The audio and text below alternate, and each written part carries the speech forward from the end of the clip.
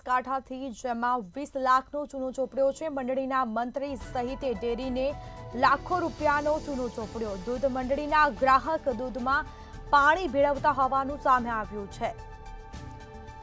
તો જેમાં 2 કર્મચારીઓને ઊંચા ફેટ આપવા માટે હપ્તો અપાતો હતો। બનાસ ડેરીની ટીમ દ્વારા તપાસ કરતા સમગ્ર કૌભાંડ છે તે બહાર આવ્યું છે અને બનાસ ડેરી દ્વારા દૂધ મંડળીને રૂપિયા 20 લાખનો દંડ ફટકારવામાં આવ્યો છે।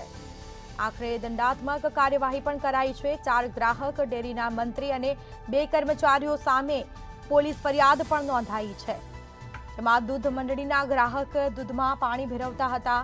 આખરે આ મામલે તપાસ થશે। પોલીસ ફરિયાદ પણ થઈ છે। તો 2 કર્મચારીઓને ઊંચા ફેટ આપવા માટે હપ્તો અપાતો હતો। બનાસ ડેરીની ટીમ દ્વારા તપાસ કરતા સમગ્ર કૌભાંડ છે તે સામે આવ્યું છે। સમગ્ર મામલે તપાસ થશે। વધુ વિગતો સાથે સંવાદદાતા રમેશ પટેલ ફોન લાઈન પર જોડાયા છે। જી, બનાસકાંઠા ખાતે મંડળીના મંત્રી સહિત ડેરીને 20 લાખનો ચૂનો લગાવ્યો છે, શું છે સમગ્ર મામલો?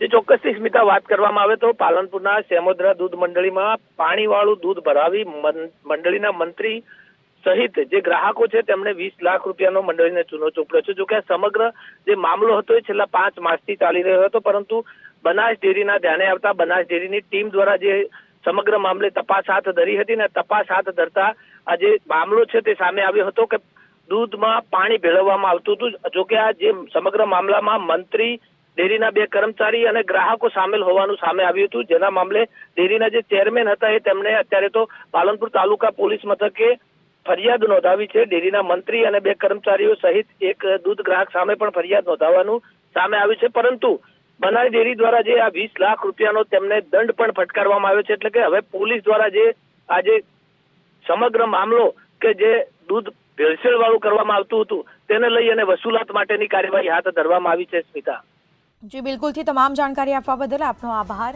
તો દૂધ મંડળીના ગ્રાહક છે તે દૂધમાં પાણી ભેળવતા હતા। આખરે કાર્યવાહી થશે, જેમાં 2 કર્મચારીઓને ઊંચા ફેટ આપવા માટે હપ્તો અપાતો હતો।